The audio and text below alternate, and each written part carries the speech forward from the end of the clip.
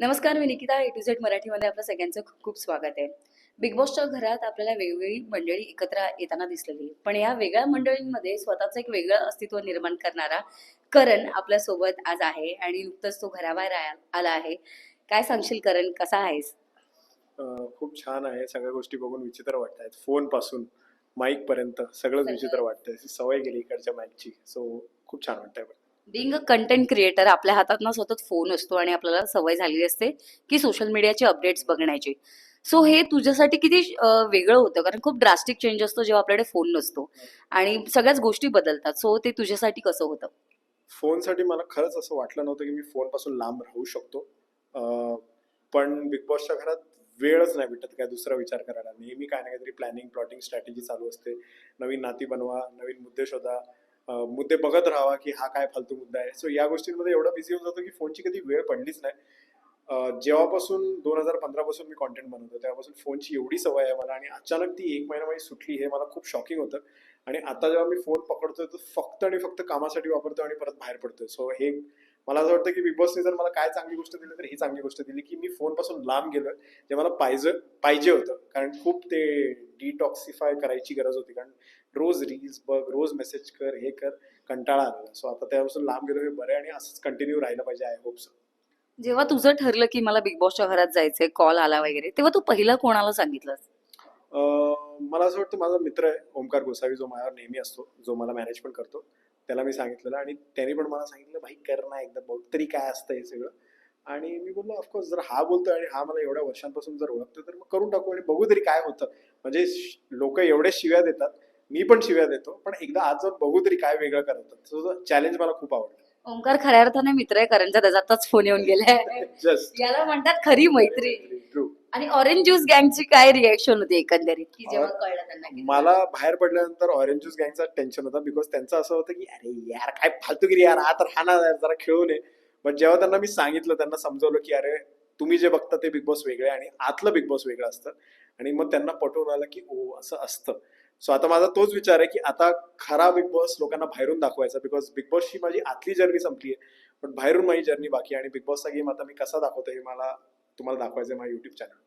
Okay, म्हणजे तू बऱ्याच गोष्टी एक्सप्लेन करणार आहेस का, की कसं काय? बऱ्याच गोष्टी एक्सप्लेन करणार आहेत जे माझ्याबरोबर झाले, आणि बरेच गेम जे आता पुढे होणार आहेत, पुढचे सगळे एपिसोड्स, ते मी तुम्हाला खरी रियालिटी दाखवणार आहे कसं कोण आहे. आणि त्याप्रमाणे मग तुम्ही ठरवा, बिकॉज मी आतून जाऊन आलोय. आम्ही 24 तास राहतो. 24 तासामध्ये तुम्हाला 1 तास दाखवलं जातं, आणि 1 तास कसं दाखवलं जातं हे मला आता कळलेलं आहे. पण मी आता ते ब्रेक करून तुम्हाला एक रियालिटी चेक देतो. कारण कंटेंट क्रिएटर असतो, आपला एक कंटेंट ठरलेलं असतो, आपण ते चूक असेल, फंबल असेल, ते एडिट करून आपण दाखवत असतो. पण बिग बॉसच्या घरात हे नसतं, हे तुला आता थोडं लेट रिअलाइज बरोबर झालं. बरोबर बरोबर. सो त्याच्याबद्दल काय सांगशील? कारण फार वाईट वाटते की बऱ्याच गोष्टी चुकीच्या दाखवल्या गेल्या आहेत. सो चुकीच्या दाखवल्या गेल्यात, म्हणजे जसं मी बोलतोय की जसं माझं आणि प्राजक्ताचं ते दाखवलं गेलं. तर आता मी ॲज अ कॉन्टेंट क्रिएटर असं बघतो की तुम्ही मजा करा, आम्हाला माहिती आहे आम्ही काय करतोय. सो आम्हाला त्याचं जास्त काही एक्सप्लेनेशन द्यायची गरज नाहीये. अपार्ट फ्रॉम दॅट, जसं लोक बोलायला लागली की नंतर तू दिसायचाच बंद झाला. आता हे का कशाला हे तुम्ही बिग बॉसलाच डिरेक्टली विचारू शकता, कारण माझ्या हातात त्या गोष्टी नाहीत. माझ्या हातात तेच आहे की मी माझ्यामध्ये बदल घडवत गेलो, मी करत गेलो, आणि हे घरच्यांना सगळ्यांना माहिती होतं, म्हणून त्यांना पण शॉक बसला जेव्हा मी नाही आलो परत त्या मुख्य द्वारातून. सो तुम्हीच हे विचार करू शकता की जेव्हा घरच्यांना पण शॉक बसतोय, जेव्हा तुम्हाला पण शॉक बसतोय, म्हणजे काहीतरी गोष्ट आहे जी तुमच्यापर्यंत नाही पोचली. ती काय ती मला पण नाही माहिती. एवढे वर्ष तू जेव्हा बिग बॉस म्हणजे बघत असेल, तेव्हा तुझा बिग बॉस बद्दलचा थॉट काय होता आधी, म्हणजे गेले 5 वर्ष ओव्हरऑल बिग बॉस मराठी बद्दल किंवा बिग बॉस बद्दलचा? इन जनरल बिग बॉस बद्दलच माझं मत हे होतं की एकदम फालतू शो आहे, काहीही करतायत, कशाला करतायत काय माहित नाही. माझ्या घरच्या आवडीने बघतायत. मी बोलतो तुम्ही वेडे झाले का, माझ्या मित्र आवडीने बघतायत. बोल काय बघताय तुम्ही, ह्याच्यात तुम्हाला काय मजा येते, म्हणजे एका साखरेसाठी एवढं भांडण का चालू आहे. म्हणून मला ते स्वतःहून एक्सपिरियन्स करायचं होतं. आणि मग मला आता कळलंय की मला असं वाटतं दिवसेंदिवस ना बिग बॉस खूप वेगळा होत चाललाय. म्हणजे पहिला खूप रिअल होता, आता प्रत्येक जण एक फेक पर्सनॅलिटी आत घेऊन येतो. आणि मग जर ते घेऊन येतो, मग असं वाटतं की हा खरा आहे का हा खोटा आहे ते कळत नाही. आणि त्याच्यात आम्ही फक्त खरे राहिलो, आम्ही जे 4 जण होतो, मी, आयुष, प्राजक्ता आणि सचिनजी. तर ते आम्हाला उलट नडतंय आता. बट ठीक आहे. असं बऱ्याचदा म्हटलं जातं की बिग बॉस हा भावनेचा आणि युक्ती आणि शक्तीचा कार्यक्रम आहे. सो याच्याबद्दल काय सांगशील? युक्तीचा तर आहेच, नो डाऊट. शक्तीचा पण कधी कधी आहे. बिग बॉस त्या बाबतीत बिलकुल अनफेअर नाहीत की फक्त शक्तीचा ठेवतात. कारण ऑफकोर्स जिथे विशाल खेळू शकतो तिथे प्रभू कसा खेळणार. सो ते दोघांसाठी बनलेला गेम ते लोक ठरवतात. बट भावनांचा हा गेम आहे तो.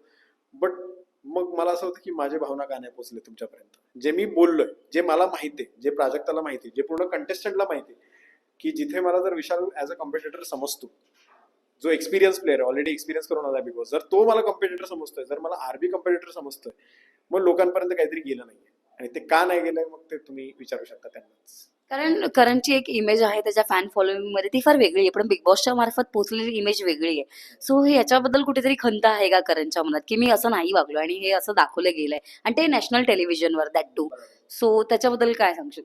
माझी जी पर्सनॅलिटी आहे, जी मी लोकांना नेहमी दाखवली, तोच मी आहे.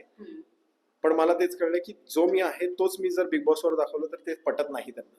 कारण बिग बॉसची ऑडियन्स वेगळी आहे. बिग बॉसला असं होतं की तू भांड, तू मुद्दामून मुद्दे काढ, तू जरा रायव्हलरी खेच, तू या गोष्टी कर. मला काही प्रॉब्लेम नाही त्या गोष्टी करायला, जर ते नॅचरली होत आहे. जर ते कोणतरी, म्हणजे जसं बिग बॉस हे तर कन्फर्म आहे की अनस्क्रिप्टेड शो आहे, बट तिकडचे कंटेस्टंट काहीतरी डोक्यात आपली एक स्क्रिप्ट चालवतात आणि त्याप्रमाणे वागतात. हा, मग ते असं होतं की मग हे तू विजिबिलिटीसाठी करते, हे तू दिसली पाहिजे म्हणून करते. आणि मी हे तोंडावर बोलायचो आणि मग त्यांचं असं होतं, अरे भाई हा तर बोलतोय. आणि हे मी रिपीटेडली बोलतोय, जेव्हा त्यांचं भांडण चालू मी रिपीटेडली बोलतोय, हा दिसायला कर, हा याचं फुटेज काप, हे कर. मी तन्वीला किती वेळा बोललो, पण मग त्यांचं असं होतं ह्याला मी भांडू काय, कारण हा तर खरं बोलतोय माझ्याशी.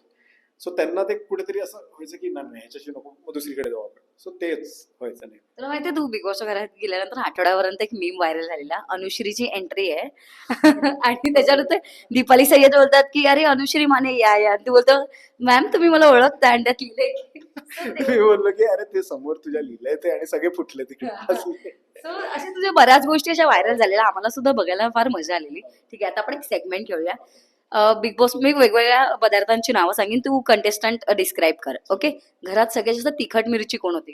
तन्वी कोलते. का, कारण काय? तन्वी कोलते, कारण तिच्याशी जर तू मुद्दे पकडून भांडायला लागली तर तिला काही कळत नाही काय करायचं, म्हणून ती दुसरीकडे घेऊन जाते. आणि ती एवढं कणखर बोलते की मग असं होतं, लोकांना विश्वास होतो त्याच्यावर, जे मला तर बाहेर बघून दिसतंय. की माझे मित्र पण बोलतात अरे तन्वी खूप छान खेळते रे. हा, चांगली आहे रे, एकदम चांगली आहे. पण आमचं समोर असं व्हायचं, ही समोर आल्यानंतर असं व्हायचं, मी काय करू, हिला राग येतोय एवढा आम्हाला, कारण कळतंय ती क्लीन फेक गेम करते, तो लोकांना पटतोय. तर ते ठीक आहे, त्यांचा प्रॉब्लेम आहे. बट तिखट तन्वी कोलतेच. साखर?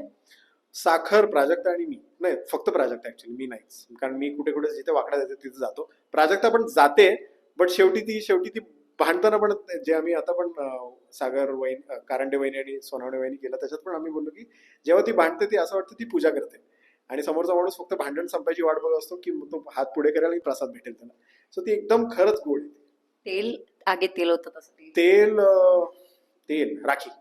राखी. राखी एकदम धमाका आहे ना? एकदम मजेशीर आहे. लोकांना जसं वाटतं तशी ती बिलकुल नाहीये. ती मनापासून काही बोलत नाही. ती जे बोलते ते फक्त तिचं कामाचं असतं, आणि तिचं असं असतं की आता मी भांडली, आता 2 तासांनी चल ना एकत्र जेवू. सो ती खूप छान आहे तसं बघायला गेलं. तिच्या मनात काहीही नाही, ती फक्त गेमसाठी करते बस. नारळ आतून कठोर, बाहेरून कठोर आणि आतून गोड एकदम. आतून गोड आणि बाहेरून कठोर. बाहेरून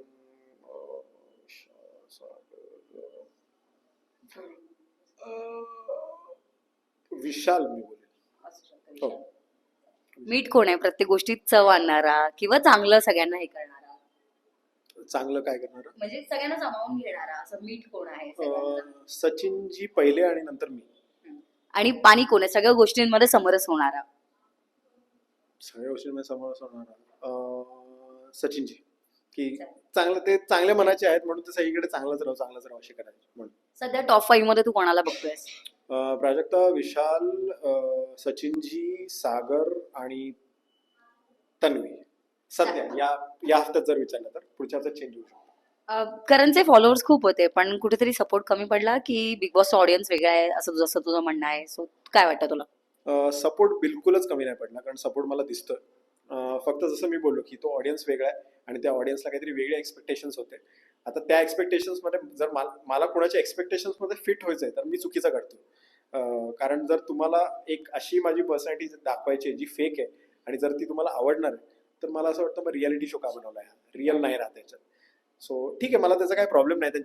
त्यांना एक्सपेक्टेशन होते की करण पण भांडेल फालतू मुद्द्यांवर, पण मी तसं नाही, आणि मला तसंच राहायला आवडते. मला काही प्रॉब्लेम नाही त्या बाबतीत.